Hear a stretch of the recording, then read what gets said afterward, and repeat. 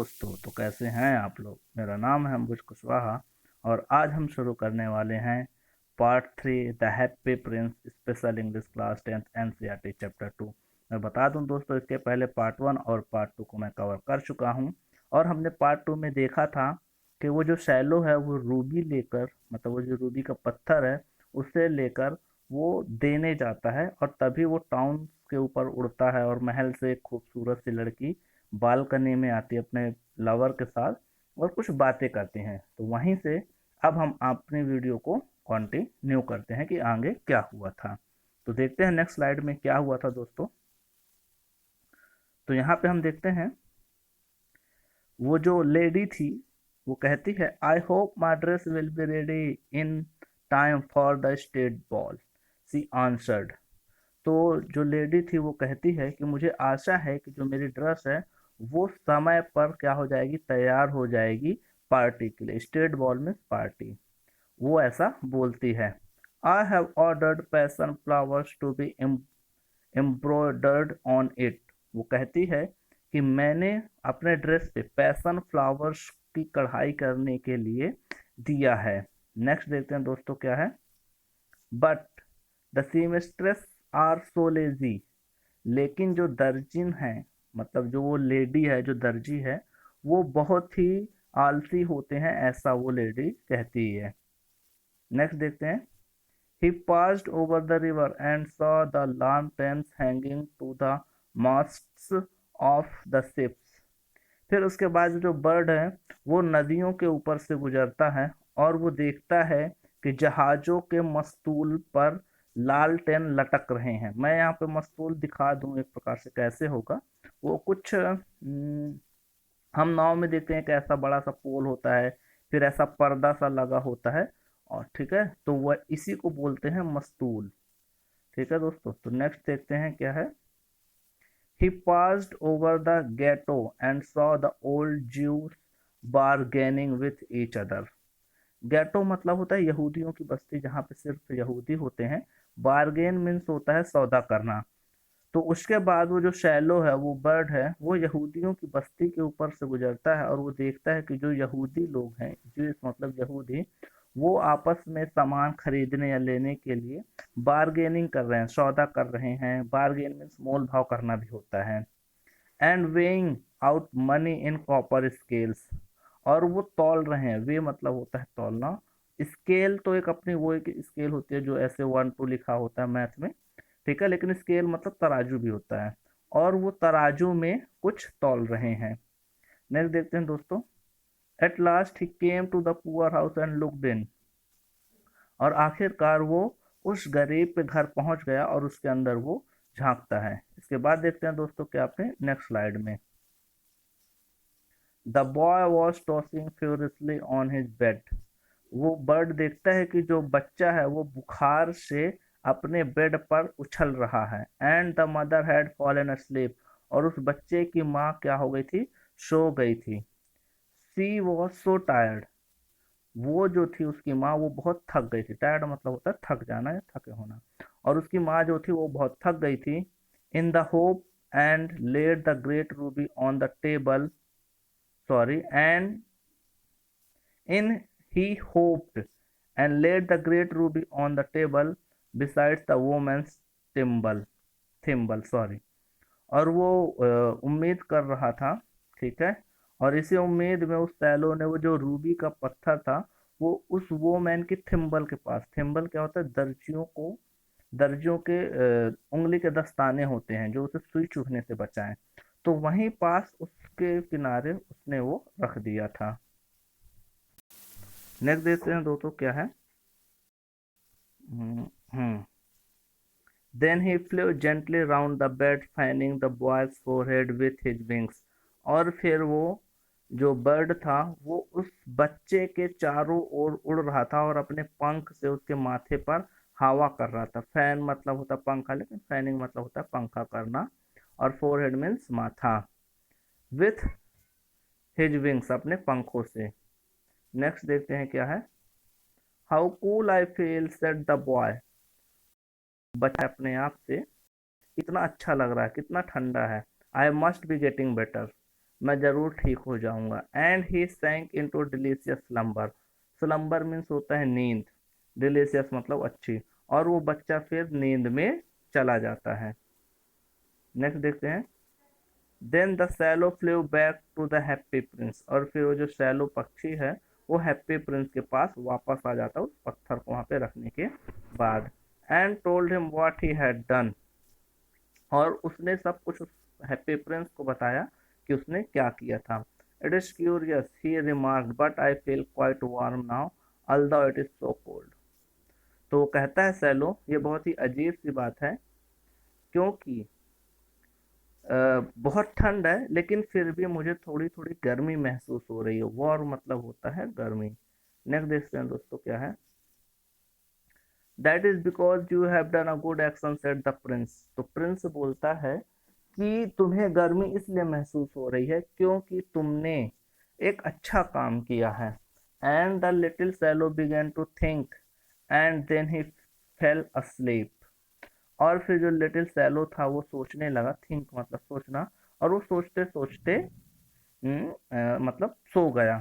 Thinking always made him sleepy. क्योंकि सोचने से ही हमेशा उसको क्या आती थी, नींद आती थी। नेक्स्ट देखते हैं। When day broke he flew down to the river and had a bath. और जब सूर्योदय हुआ, डे ब्रेक मतलब होता है दिन होना या सुबह होना। जब दूसरे दिन सूर्योदय हुआ मतलब दिन हुआ, तो जो बर्ड था वो नदी के पास गया और उसने वहां पे नहाया। What a remarkable phenomenon said the professor of ornithology. तो वहीं पास से क्या होता है दोस्तों, एक पक्षी विज्ञान का जो प्रोफेसर होता है वहां से गुजर रहा होता है, कहता है कितनी विचित्र बात है कि एक जो सैलो है यहाँ पे, क्योंकि सैलो नहीं होते हैं अक्सर ऐसे सीजन में वहां पर। As he was passing over the bridge, वो ओवर ब्रिज से वहां से गुजर रहा होता है। अ सैलो इन विंटर, वो कहता है कि ठंड के मौसम में एक सैलो पक्षी, तो ये बहुत ही विचित्र बात होती है उस प्रोफेसर के लिए, इसलिए वो ऐसा कमेंट करता है। नेक्स्ट देखते हैं। And he wrote a long letter about it to the local newspaper. और फिर वो प्रोफेसर एक लोकल न्यूज़पेपर में एक बड़ा सा लेटर लिखता है, पत्र लिखता है इस विषय में। Every one quoted it, it was full of so many words that they could not understand. तो उस लेटर को सभी लोग पढ़ रहे थे, बार बार पढ़ रहे थे, क्वेटेड मतलब होता है दोहराना। और उसमें बहुत सारे वर्ड्स थे लेकिन, और इसीलिए उसे कोई समझ भी नहीं पा रहा था उसमें क्या लिखा हुआ है। नेक्स्ट देते हैं दोस्तों क्या है अपना इसमें। टू नाइट, नाइट मतलब होता है रात, और टू नाइट मतलब आज रात। I go to Egypt said the swallow. तो सैलो बोलता है कि आज रात मैं इजिप्ट वापस चला जाऊंगा। And he was in high spirits at the prospect. और वो बहुत ही उम्मीद में था कि वो आज रात चला जाएगा। He visited all the public monuments. वो जितने भी पब्लिक मतलब सार्वजनिक स्मारक थे उन सबको वो घूमा swallow. And sat a long time on the top of the church steeple. ठीक है, तो वो क्या था, अपना काफी सारा समय चर्च का जो घंटा घर है, स्टेपल में घंटा घर, वहां पे उसकी छत में बैठ के उसने अपना लंबा समय व्यतीत किया। नेक्स्ट देते हैं। Wherever he went, the sparrows chirruped and said to each other, "What a distinguished stranger!" So he enjoyed himself very much. तो जहाँ कहीं भी वो जाता था, जो स्पैरो पक्षी होते थे वो चहचहाते थे और वो आपस में बात करते थे कि ये बहुत ही अजनबी सा मेहमान है। और इन सब को सुनकर वो सैलो जो था बहुत इंजॉय कर रहा था अपने आप को। When the moon rose, he flew back to the happy prince. Moon rays का मतलब यहाँ पे होता है शाम होना या रात होना। तो जब शाम हुई मतलब चांद आकाश में आया, तो वापस छोड़ के हैप्पी प्रिंस के पास गया। Have you any commission for Egypt, he cried, I am just starting. तो सैलो बोलता है क्या इजिप्ट में आपका कोई कार्य है या कोई व्यक्ति है जिसे मैं कुछ संदेशा दे सकूं, और क्योंकि आई एम जस्ट स्टार्टिंग, क्योंकि अब मैं यहाँ से जा रहा हूँ। नेक्स्ट देखते हैं दोस्तों क्या है। Swallow swallow little swallow said the prince. तो वो प्रिंस बोलता है सैलो सैलो नन्हे swallow, will you not stay with me one night longer. क्या तुम मेरे साथ एक रात और नहीं रुकोगे। I am waited for in Egypt answer the swallow. तो सैलो बोलता है, वो जवाब देता है कि इजिप्ट में मेरा इंतजार किया जा रहा है। Next, tomorrow my friends will fly up to the second cataract. तो कहता, टुमारो मतलब होता है कल लेकिन आने वाला, और यस्टरडे मतलब होता है कल लेकिन जो बीत गया है। तो सैलो कहता है कि जो मेरे दोस्त हैं वो दूसरे जलप्रपात की ओर बढ़ गए होंगे, मतलब उनका कोई फिक्स स्टेशन रहता होगा जहाँ पे वो रुकते होंगे। तो वही वो कहता है कि जो मेरे दोस्त हैं वो दूसरे जलप्रपात की ओर पहुंच गए जाएंगे और पहुंच गए होंगे शायद। The river horse couches. Next देखते हैं क्या है। हाँ, the river horse couches there among the bulrushes, and on a great granite throne sits the god Memnon। Memnon। तो कहता है कि जो रिवर हॉर्स दरियाई घोड़े हैं वो आराम से क्या कर रहे होंगे, बैठे होंगे या सो रहे होंगे। काउच मतलब वैसे खटिया होता है, लेकिन यहाँ पे उसे एज अ वर्ब यूज कर दिया गया है। और वो कहता है कि जो ग्रेनाइट पत्थर का सिंहासन है उसमें गॉड, एक गॉड है, वो उसमें विराजमान होंगे, बैठे होंगे। Next, all night long he watches the stars and when the morning star shines he utters one cry of joy and then he is silent. पूरी रात वो क्या होता है, सिर्फ तारों को ही देखता रहता है, और जैसे ही सुबह होती है वो कुछ बोलता है। अटर मतलब होता है कि कुछ वाक्य बोलना मुंह में ही। फिर वो खुशी के कुछ वाक्य बोलता है और फिर वो चुप हो जाता है। इसके बाद देखते हैं क्या होता है। At noon the yellow lions come down to the water water's to drink. They have eyes like green berries and their roar is louder than the roar of the cataract। तो वो सैलो आगे बोलता है कि दोपहर में क्या है, वहां पे येलो कलर्स के लायंस आते हैं पानी पीने के लिए नदी के किनारे, और उनकी आंखें एकदम फिरोजा, एक पत्थर है, उनकी आंखें फिरोजा पत्थर की तरह हरी हैं, और उनकी गर्जना कुछ ऐसी है जैसे जल प्रपात से या झरने से पानी गिरता है उससे भी तेज उनकी गर्जन है। रोर मतलब होता है गरजना या गर्जन। Swallow swallow little swallow said the prince. तो प्रिंस कहता है, हे नन्हे पंछी, far away across the city I see a young man in a garret. तो फिर प्रिंस कहता है कि यहाँ से काफी दूर, फॉर अवे मतलब दूर, काफी दूर, यहाँ से काफी दूर शहर में मैं देख सकता हूँ कि एक नवयुवक व्यक्ति अपने गैरेट में बैठा हुआ है।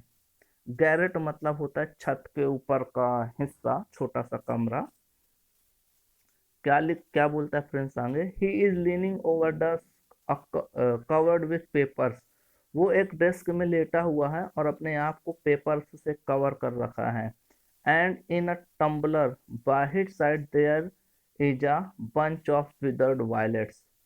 और प्रिंस कहता है कि उसी के पास में एक बर्तन रखा हुआ है जस्ट लाइक ग्लास, और उसमें क्या है, मुरझाए हुए, विदर्ड मतलब मुरझाए हुए, मुरझाए हुए वायलट फ्लावर भी होते हैं।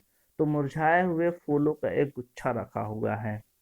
Next, his here is brown and crisp. उसके जो बाल है वो भूरे कलर के हैं और बहुत ही उलझे हुए हैं।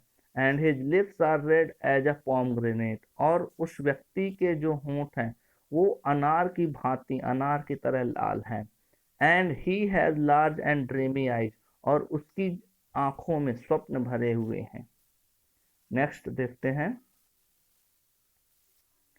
He is trying to finish a play. यहाँ पे बता दूं दोस्तों, प्ले का मतलब होता है खेलना, लेकिन प्ले एक नाउन भी होता है जिसका मतलब होता है नाटक। तो वो जो नवयुवक है वो एक नाटक की कहानी खत्म करने की कोशिश कर रहा है एक थिएटर के डायरेक्टर के लिए। बट लेकिन he is too cold to write any more. लेकिन उसे बहुत ठंड लग रही है और वो कुछ भी नहीं लिख पा रहा है आगे। There is no fire in the grate. और उसके कमरे में जो भट्टी है उसमें एक भी आग नहीं है। Next, and hunger has made him faint. और भूख ने उसे लगभग लगभग बेहोश कर दिया है, वो बहुत भूखा हुआ है। I will wait with you one night longer said the swallow. तो सैलो बोलता है ठीक है, मैं एक रात और मैं आपके साथ रुकूंगा। नेक्स्ट देखते हैं क्या है। He really had a good heart. उस सैलो का वाकई में दिल काफी अच्छा था। Shall I take him another ruby. तो सैलो बोलता है तो क्या मैं कोई दूसरा रूबी का पत्थर ले जाके उसे दे दूं। Alas I have no ruby now. तो प्रिंस बोलता है कि अब मेरे पास एक भी रूबी का पत्थर नहीं है, said the prince. Next, my eyes are all that I have left. तो प्रिंस कहता है मेरी आंखें ही बस बची हैं मेरे पास। They are made of rare sapphires. ये दुर्लभ, बहुत ही कम जो पाई जाती हैं उन पत्थर से मिलकर बनी हुई हैं मेरी आंखें। Which were brought out of India 1000 years एगो। और ये जो पत्थर हैं, सैफियर्स हैं, ये हजारों साल पहले भारत से लाई गई थी मेरे यहाँ। नेक्स्ट देखते हैं क्या है। हम्म, हाँ। Pluck out one of them and take it to him. तो हैप्पी प्रिंस बोलता है कि मेरी दो आंखों में से किसी एक आंख को निकाल लो। प्लक आउट मतलब निकालना। और उसे उस व्यक्ति को ले जा करके दे दो। He will sell it to the jeweller. वो उस पत्थर को, मेरी आंख से जो पत्थर निकलेगा उससे वो एक जौहरी को बेच देगा। And buy food food and firewood and finish his play. Firewood मतलब होता है सूखी लकड़ियाँ। तो वो कहता है कि उसे बेच करके वो क्या करेगा, कुछ मतलब खाना खरीद लेगा अपने लिए, सूखी लकड़ियां खरीद लेगा, और फिर इसके बाद वो अपने प्ले को क्या कर लेगा, फिनिश कर लेगा। Next, dear prince said the swallow I can not do that. तो सैलो कहता है हे राजकुमार, मैं ऐसा नहीं कर सकता हूँ। And he began to weep. और वो सैलो रोने लगता है। Swallow swallow little swallow said the prince. तो प्रिंस कहता है हे नन्हे पंछी do as I command you. Command मतलब होता है आदेश देना। तो कहता है हे नन्हे पंछी करो जैसा मैं तुमसे कहता हूँ। Next, so the swallow plucked out the prince eye. इसी सो मतलब इसीलिए उस शैलो ने प्रिंस की एक आंख को निकाल लिया। And flew away to the student's garret. और उस नवयुवक के कमरे की ओर उस पत्थर को लेकर के चला गया। It was easy enough to get in. और उस व्यक्ति के कमरे में जाना काफी आसान था। गेट इन मतलब होता है अंदर आना या जाना। As there was a hole in the roof. क्योंकि उसके छत पर क्या था, एक होल था जिससे वो आसानी से अंदर जा सका। Next, through this he dotted and came into the room. और उसी होल से वह एकाएक उसके कमरे के अंदर आ गया। The young man had his head buried in his hands. और उस नौयुवक ने अपने सर को अपने हाथों में दबा रखा था एक प्रकार से, या मुंडी गड़ा के बैठना भी जिसे हम कहते हैं। Next, so he did not here the Flutter. इसीलिए, क्योंकि उसकी मुंडी नीचे हुई थी, उसका जो सर था नीचे था, इसीलिए उसने उस पक्षी के पंख के फड़फड़ाने की आवाज को उसने नहीं सुना। हियर मतलब होता है सुनना, फ्लटर मतलब होता है फड़फड़ाहट। And when he looked up he found a beautiful sapphire lying on the withered violets. और फिर जब वो जागा तो उसने देखा कि उन मुरझाए हुए फूलों के बीच में एक सुंदर सा सैफिर का पत्थर जो है वो रखा हुआ है। Next, I am beginning to be appreciated he cried. वो बोलता है कि अब जल्द ही मेरी बहुत तारीफ की जाएगी, सराहना की जाएगी। अप्रिसिएट, एडमायर एंड प्रेज, इन सब का मतलब होता है तारीफ करना। This is from some great admirer. तो कहता है कि ये जो पत्थर है जरूर मेरे किसी फैन ने रखा होगा। एडमायरर मतलब होता है फैन या प्रशंसक। जरूर उसने रखा होगा। Now I can finish my play and he looked way quite happy.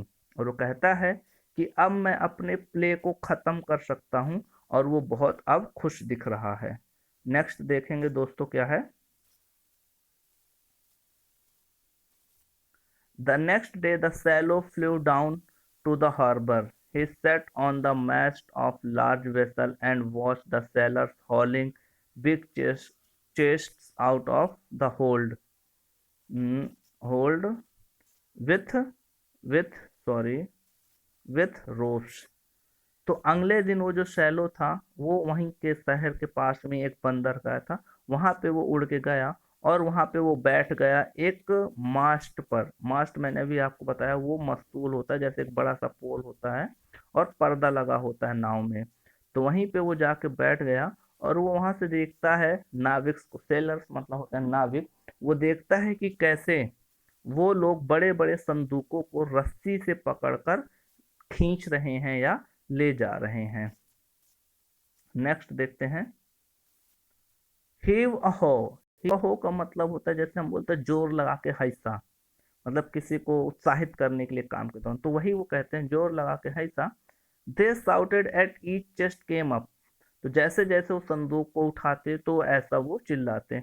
I am going to Egypt cried the swallow. तो सैलो चिल्लाता है उसे बीच में, मैं इजिप्ट जा रहा हूँ, बट नो बडी माइंडेड। लेकिन किसी को इसकी परवाह नहीं थी, किसी ने सुना ही नहीं उसकी ओर। And when the moon rose he flew back to the happy prince. और जब फिर से चांदनी रात आई या शाम हुई, वो फिर से उड़ करके हैप्पी प्रिंस के पास गया। इसी में आगे क्या लिखा है, आई एम सॉरी यहाँ पे होगा I have to bid you good bye he cried. तो तो हैप्पी प्रिंस से सैलो कहता है कि मैं यहाँ पे आपको गुड बाय कहने आया हूँ। बिड मतलब होता है कहना।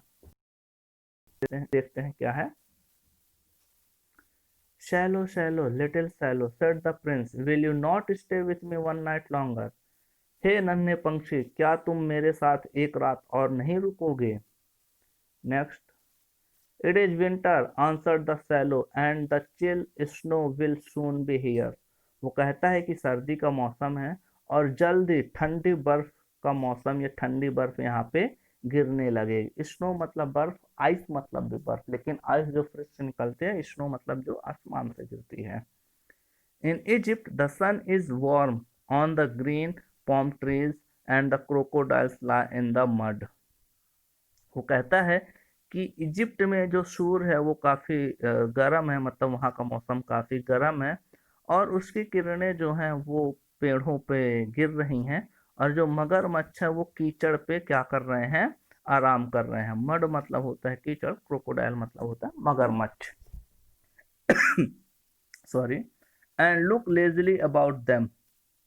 और वो बहुत ही आलसी दिख रहे हैं, बहुत ही आलसीपन से वो कीचड़ में पड़े हुए हैं मगरमच्छ।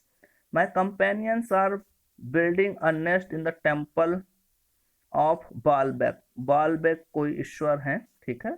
तो कहता है और जो मेरे साथी हैं वो बालबैक टेम्पल के बिल्डिंग में वो अपना घोंसला बना रहे होंगे। And the pink and the white ducks are watching them. और जो पिंक और वाइट कलर के बत्तख हैं वो उन्हें देख रहे हैं। And going to each other, और वो आपस में गुटुरगु कर रहे होंगे, आपस में चर्चा कर रहे होंगे। Next, dear prince I must leave you but I will never forget you. तो कहता है सैलो कि प्रिय प्रिंस अब मुझे जाना चाहिए और मुझे जाना ही होगा तुम्हें छोड़ के, लेकिन मैं तुम्हें कभी नहीं भूलूंगा। लिव मतलब रहना भी होता है, लेकिन LIVE, लेकिन LEAV लिव मतलब छोड़ना भी होता है। नेक्स्ट देखते हैं, and next spring I will bring you back to beautiful jewels in place of those you have given away. और अगले स्प्रिंग के मौसम में, बसंत के मौसम में मैं फिर से आऊंगा और तुम्हारे लिए जो तुमने वो ज्वेलरी दे दी है, वो रूबी और सैफिर, उनकी जगह पे मैं तुम्हें दो और पत्थर दे दूंगा। इन प्लेस ऑफ मतलब होता है की जगह पर। The ruby shall be redder than the red rose. वो कहता है वो जो रूबी मैं तुम्हें ला के दूंगा वो जो रेड रोज होता है उससे भी ज्यादा रेड होगा। Next, and the sapphire shall be as blue as the great sea. और वो जो सैफिर का पत्थर होगा वो उस समुद्र के पानी से भी ज्यादा नीला होगा। वैसे पानी नीला नहीं होता, लेकिन समुद्र नीला होता है। तो कहता है कि समुद्र से भी नीला सैफिर का पत्थर मैं तुम्हें ला करके दूंगा। नेक्स्ट देखते हैं, in the square below set the happy Prince. वो कहता है नीचे चौराहे पर, हैप्पी प्रिंस ऐसा कहता है उससे, there stands a little match girl, एक बहुत ही गरीब सी लड़की वहां पे खड़ी हुई है। She has let her matches fall in the gutter, और उसने जो सामान ले रखा, मैच मतलब होता है वैसे माचिस, तो उसकी जो माचिस है, मैचेस है, वो गटर में या नाले में गिर गए हैं। एंड दे आर स्पॉइल्ड, और वो क्या हो गए हैं, खराब हो गए हैं। स्पॉइल मतलब होता है खराब होना। Her father will beat her, उसके जो पिताजी हैं वो उसे बहुत मारेंगे। बीट मतलब होता है मारना। If she does not bring home some money, यदि वो कुछ पैसे नहीं ले गई तो उसके पिताजी उसे मारेंगे। एंड सी इज क्राइंग, और वो लड़की बहुत रो रही है। Next, she has no shoes और स्टॉकिंग, उसके पाँव में जूते नहीं है, ना ही मोजे हैं। स्टॉकिंग मतलब होता है मोजा। And her little head is bare, और उसका जो सर है, उस सर में उसने कुछ नहीं बांध रखा है। बेयर मतलब होता है नग्न या के बिना। Pluck out my other eye and give it to her, तुम मेरी दूसरी आंख भी निकाल लो और उसे ले जा करके दे दो। And her father will not beat her, और फिर उसके बाद उसके पिताजी उसे नहीं मारेंगे। I will stay with you one night longer said the swallow, तो सैलो बोलता है कि मैं तुम्हारे साथ एक रात और रुक जाऊंगा, but I can not pluck out your eye, लेकिन मैं तुम्हारी आंखें नहीं निकाल सकता। You would be quite blind, तुम पूरी तरह से अंधे हो जाओगे। क्वाइट मतलब होता है पूरी तरह से, और ब्लाइंड मीन्स अंधा। तो तुम पूरी तरह से अंधे हो जाओगे, इसलिए मैं तुम्हारी आंखें नहीं निकाल सकता। Next, swallow swallow little swallow said the prince, तो प्रिंस ने बोला, हे नन्हे पंछी, do as I command you, जैसा मैं तुम्हें आदेश देता हूँ वैसा तुम करो। So he plucked out the prince other eye, इसीलिए उसने प्रिंस की दूसरी आंख भी निकाल ली। And darted down with it, और वो फिर एकाएक उस थर को लेकर के उड़ गया। Next, he swooped past the match girl, वो फिर उस लड़की के पास वहां पे उतरा, और उसके हाथ में वो जो ज्वेल था उसने उसके हाथ में रख दिया, उस पक्षी ने। What a lovely bit of glass cried the little girl, तो वो छोटी सी बच्ची बोलती है, कितना सुंदर ग्लास का ये टुकड़ा है। And she ran home laughing, और वो मुस्कुराते हंसते हुए वो अपने घर चली गई। Next, then the swallow came back to the prince, और फिर वो सैलो क्या है, प्रिंस के पास वापस आता है और कहता है, you are blind now, he said, कि अब तुम अंधे हो गए हो, so I will stay with you always, इसीलिए अब मैं हमेशा के लिए तुम्हारे साथ रुकूंगा।